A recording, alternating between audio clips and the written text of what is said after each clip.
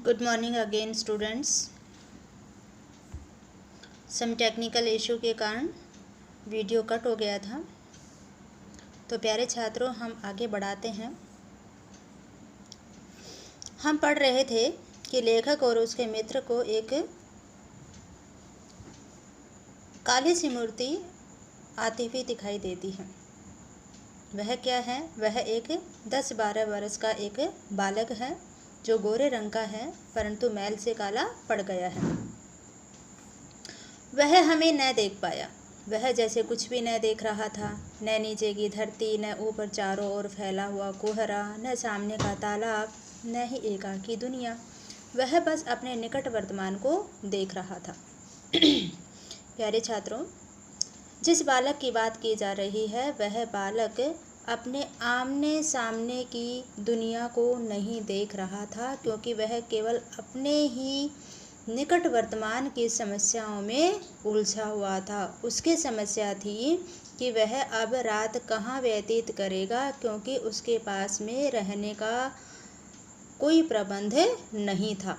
इतनी भीषण ठंड में वह रात्रि किस तरह व्यतीत करेगा, कहाँ सोएगा? तो सबसे बड़ी समस्या उसकी यह थी। मित्र ने आवाज़ दी। मित्र कौन है? लेखक का मित्र। आवाज़ दी, ए। उसने अपनी सूनी आंखें फाड़ दी। दुनिया सो गई, तू ही क्यों घूम रहा है? उससे प्रश्न पूछा। भाई पूरी दुनिया सो गई, तुम क्यों घूम रहे हो इतनी भीषण ठंड में? बालक मूक, बालक चुप, परंतु फिर भी बोलता हुआ सा चेहरा लेकर खड़ा रहा, मानो उसका चेहरा कुछ कह रहा हो, बोल रहा हो। कहाँ सोएगा? यहीं कहीं। कल कहाँ सोया था? दुकान पर। आज वहाँ क्यों नहीं? नौकरी से हटा दिया। यहाँ पर प्रश्न पूछे जा रहे हैं उससे, है ना, वार्तालाप की जा रही है। भाई कहाँ सोएगा? उसने कहा यहीं कहीं। कल कहाँ सोया था? दुकान पर। जहाँ काम करता था उस दुकान पर। और आज वहाँ क्यों नहीं? क्योंकि नौकरी से हटा दिया। क्या नौकरी थी? सब काम 1 रुपया और जूठा खाना। यानी वह जिस दुकान में काम करता था वहाँ का सब काम करता था और बदले में उसे 1 रुपया और जूठा खाना ही दिया जाता था। फिर नौकरी करेगा? हाँ। बाहर चलेगा? हाँ। आज क्या खाना खाया? कुछ नहीं। क्यों? क्योंकि दुकान से उसे निकाल दिया था। अब उसके पास में खाने का, रहने का, सोने का कोई प्रबंध नहीं था। अब खाना मिलेगा? नहीं मिलेगा। यूं ही सो जाएगा। हाँ। लेखक का मित्र उससे प्रश्न पूछे जा रहा है। अब आगे प्रश्न पूछता है, कहाँ सोएगा? बालक ने बताया, यहीं कहीं, इन्हीं कपड़ों में।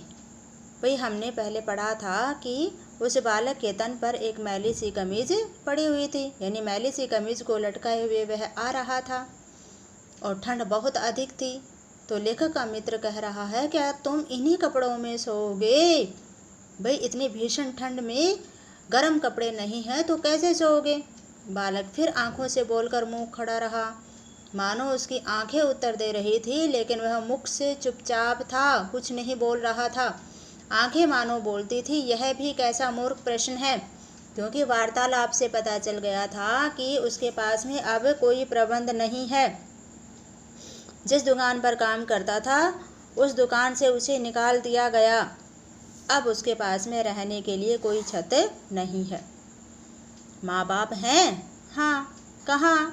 15 कोस दूर गांव में। यानी वह बालक बताता है कि उसके माँ बाप हैं जो कि गांव में रहते हैं। ठीक है। नैनीताल से ही 15 कोस की दूरी पर गांव है, जहाँ से वह भाग करके आ गया। तू भाग आया? हाँ। क्यों? अब वह उत्तर बताता है कि क्यों भाग करके आ गया। मेरे कई भाई बहन हैं, सो भाग आया। वहाँ काम नहीं, रोटी नहीं। बाप भूखा रहता था और माँ भूखी रहती थी, रोती थी, सो भाग आया। एक साथी और था, उसी गांव का था, मुझसे बड़ा। दोनों साथ यहाँ आए, वह अब नहीं है। बालक बताता है कि वह अपने घर की तंगी से तंग आकर के, आर्थिक तंगी से तंग आकर के वह अपने एक साथी के साथ भाग करके आ जाता है। क्योंकि उसके घर में कई सदस्य हैं, भाई बहन हैं। बाप और माँ भूखी रहती थी, माँ रोती रहती थी, खाने तक के लिए उनके पास में रोटी नहीं, है ना, किसी भी काम का कोई प्रबंध नहीं। तो वह इस दुर्दशा से तंग आकर के भाग आता है।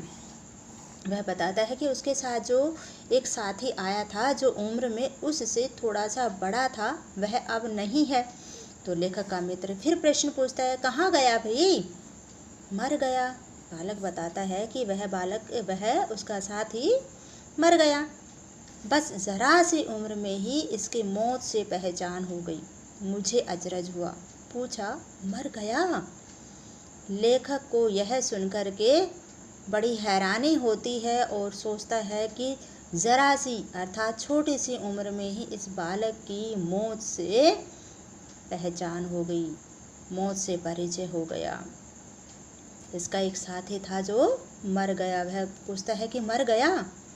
हाँ, साहब ने मारा, मर गया। मतलब क्या है?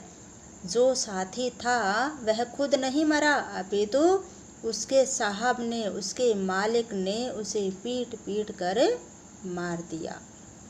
अच्छा, हमारे साथ चल। वह साथ चल दिया। लौटकर हम वकील दोस्त के होटल पहुँचे। यानी वह जो पहाड़ी बालक था 10-12 वर्ष का, वह लेखक और उसके मित्र के साथ चल दिया। लेखक और उसके मित्र अपने एक वकील दोस्त के पास होटल पहुँचते हैं। आवाज़ लगाते हैं, संबोधित करते हैं, वकील साहब। वकील साहब होटल के कमरे से उतरकर आए। कश्मीरी दुशाला लपेटे थे, मोजे चढ़े, पैरों में चप्पलें थी। स्वर में हल्की झुंझलाहट थी, कुछ लापरवाही भी थी। यानी लेखक और उसके मित्र जब अपने वकील दोस्त को आवाज़ लगाते हैं तो वह अपने होटल के कमरे से उतर करके आते हैं और बताया जाता है कि वे उनके विषय में बताया जा रहा है कि वे कश्मीरी दुशाला लपेटे हुए थे। दुशाला यानी शॉल, कश्मीरी दुशाला लपेटे हुए थे और उनके पैरों में मोजे थे, यानी जुराबें पहन रखी थी लेकिन चप्पलें थी। और स्वर में थोड़ी सी झुंझलाहट और लापरवाही झलक रही थी क्योंकि वह रईस था। ठीक है। और इतनी भीषण ठंड थी, भीषण ठंड में उसे होटल के कमरे से बाहर बुलाया गया। तो शायद ठंड में वह बाहर आने में थोड़ी सी उसे अच्छा नहीं लग रहा था, परेशानी हो रही थी। ठीक है। तो उसके स्वर में थोड़ी सी लापरवाही और झुंझलाहट दिखाई देती है, रईसी भी दिखाई देती है। ओहो, फिर आप कहिए। फिर आपसे मतलब क्या है? वे लेखक और मित्र हो सकता है पहले भी उसके पास गए हों, अब दोबारा से आ गए हैं। तो उन्हें देख करके वकील साहब कहते हैं, ओहो, फिर आ गए आप? अच्छा, कहिए।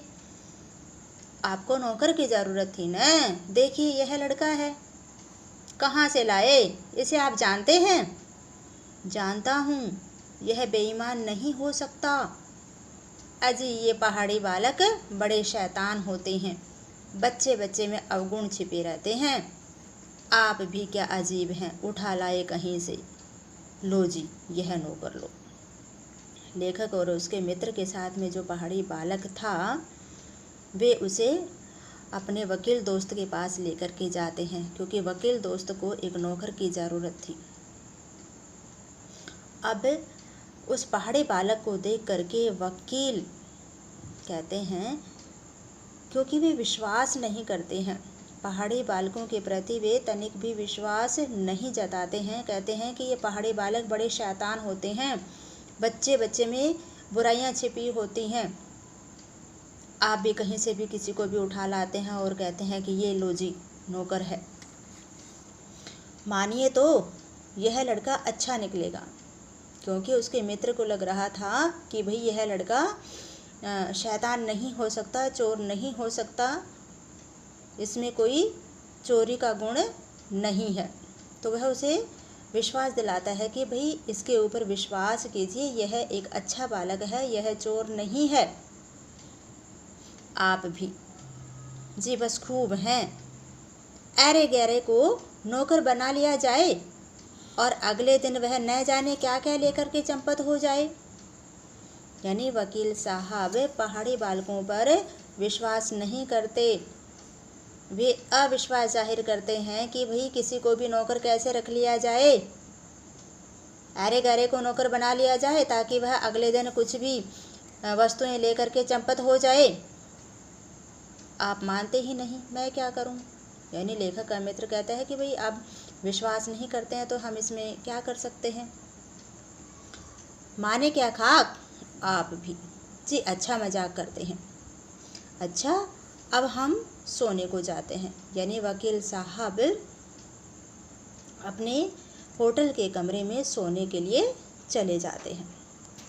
देखो बच्चों, यहाँ पर बताया गया है कि वकील साहब जो कि एक रईस है, परंतु वह पहाड़ी बालकों पर जरा भी विश्वास नहीं करता। उसका मानना है कि ये पहाड़ी बालक शैतान होते हैं, इनमें अवगुण छिपे होते हैं। हो सकता है ये वस्तुओं को उठा करके ले जाएं, अर्थात चोरी कर ले जाएं, तो इनके ऊपर कैसे विश्वास किया जा सकता है। और वह 4 रुपया रोज के किराए वाले कमरे में सजी मसहरी पर सोने झटपट चले गए। देखो कितनी हैरानी की बात है कि वकील साहब होटल के कमरे का प्रतिदिन का 4 रुपया किराया देता है, ठीक है, परंतु उस पहाड़ी बालक को नौकरी पर रखने के लिए तैयार नहीं होता। अर्थात मतलब यह है कि जो रईस इंसान हैं, धनी हैं, वे अपने धन के मद में चूर हैं, परंतु उन्हें किसी गरीब की पीड़ा दिखाई नहीं देती। बालक कुछ ठहरा, मैं असमंजस में रहा। तब वह प्रेत गति से, प्रेत यानी जैसे हम कहते हैं ना भूत प्रेत की गति से, है ना, भूत प्रेतों की गति से, अर्थात अत्यंत तीव्र गति से, मानो किसी को न दिखाई दिया हो। तब वह प्रेत गति से एक और बढ़ा और कुहरे में मिल गया। यानी वह इतनी तीव्रता से वहाँ से गया कि कुहरे की सफेदी में मिल गया, अर्थात वह दिखाई नहीं दिया, न जाने कहाँ चला गया। हम भी होटल की ओर बढ़े। हम भी कौन? यानी लेखक और उसके मित्र भी अपने होटल के कमरे में चले गए। हवा तीखी थी, हमारे कोटों को पार कर बदन में तीर सी लगती थी। भाई अभी हमने पढ़ा था कि ठंड बहुत बहुत अधिक थी और इतनी तेज़, इतनी तीखी हवा चल रही थी कि जो लेखक और उसके मित्र ने कोट पहने हुए थे ना, गरम कोट पहने हुए थे, उसको भी उस पार करती हुई बदन को तीर के समान चुभ रही थी। सिकुड़ते हुए मित्र ने कहा, भयानक शीत है, उसके पास बहुत कम कपड़े। यानी यहाँ पर लेखक का मित्र थोड़ा संवेदनशील दिखाई देता है और उस बालक की चिंता करता है कि भाई इतनी भयानक, इतनी भीषण ठंड है और उस बालक के पास तो गर्म कपड़े भी नहीं हैं। भाई वह देखो, हम यहाँ पर होटल के कमरे में हैं, इतने गर्म कपड़े पहने हुए हैं, लेकिन फिर भी हवा इतनी तेज़ है कि तीर के समान चुभ रही है, परंतु उस बालक के पास में तो गर्म कपड़े भी नहीं हैं, बहुत कम कपड़े। अर्थात उसके तन पर एक मैली सी कमीज पड़ी है, तो उससे तो सर्दी जाएगी नहीं। यह संसार है यार, मैंने स्वार्थ की फिलॉसफी सुनाई। चलो पहले बिस्तर में गर्म हो लो, फिर किसी और की चिंता करना। लेखक थोड़ा स्वार्थी प्रतीत होता है। वह अपने मित्र को समझाता है कि भाई यह संसार है, कैसा संसार होता है? स्वार्थ का संसार है। सब अपनी चिंता करते हैं, किसी अन्य की कोई चिंता नहीं होती। मैंने स्वार्थ की फिलॉसफी सुनाई, मैंने यानी लेखक ने अपने स्वार्थ की फिलॉसफी सुनाई कि पहले अपने विषय में सोचो, पहले खुद बिस्तर में गर्म हो जाओ और फिर किसी और की चिंता करना। उदास होकर मित्र ने कहा, स्वार्थ जो कहो, लाचारी कहो, निठुराई कहो या बेहयाई। भाई लेखक के मित्र ने बताया कि चाहे इसमें स्वार्थ हो या फिर तुम इसे लाचारी कहो, यह हमारी लाचारी है, यह हमारी निष्ठुरता यानी कठोरता है, या बेहयाई मतलब बेशर्मी है, परंतु हम उस बालक की मदद नहीं कर सके। चाहे इसमें हमारी मजबूरी है, चाहे हमारी इसमें निर्दयता है, परंतु आज हम उस बालक की मदद नहीं कर सके। यानी उस बालक को इतनी भीषण ठंड में मरने के लिए छोड़ दिया, क्योंकि उसके तन पर तो गर्म कपड़े भी नहीं थे। तो लेखक का मित्र थोड़ा संवेदनशील और दयालु प्रतीत होता है, क्योंकि वह उस बालक की चिंता करता है कि उसके पास गर्म कपड़े नहीं और इतनी ठंड है, वह कहाँ सोएगा, कहाँ अपनी रात गुजारेगा। वकील साहब ने भी उसे नौकर बनाने से इनकार कर दिया था, परंतु यहाँ पर लेखक स्वार्थी प्रतीत होते हैं। वे अपने मित्र को पहले समझाते हैं कि भाई यह तो संसार है, ठीक है, इसमें सब ऐसा ही चलता है। पहले अपने विषय में सब सोचते हैं, बाकी किसी अन्य की चिंता करते हैं। तो तुम भी ऐसा करो, पहले बिस्तर में बैठो, गर्म हो जाओ और फिर किसी अन्य बालक या किसी अन्य इंसान की चिंता करना। तो प्यारे छात्रों, आज तक के लिए इतना ही काफ़ी है। आप इस पाठ को फिर से पढ़ेंगे। जब तक आप खुद नहीं पढ़ेंगे हर शब्द को, तब तक आप लोग पाठ के मध्य से प्रश्नोत्तर नहीं कर पाएंगे। तो आप इसे फिर से पढ़ेंगे और रेखांकित करेंगे, जो नहीं आता है पूछेंगे, लेकिन गंभीरता से अध्ययन करेंगे। धन्यवाद।